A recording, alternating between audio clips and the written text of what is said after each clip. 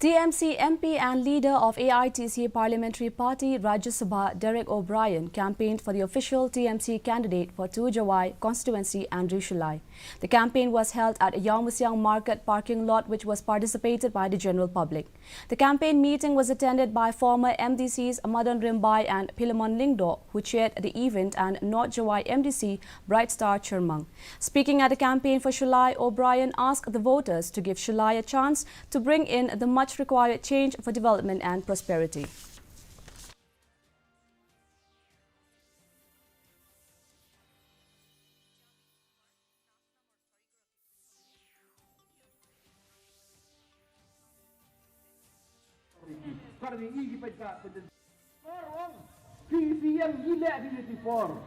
All of us together, I ask you to work full day with us, full day with Andrew Shulai and the team.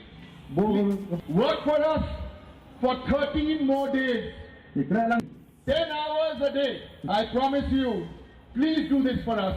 If you do this the next 13 days, we will work for Meghalaya for the next 5 years for you.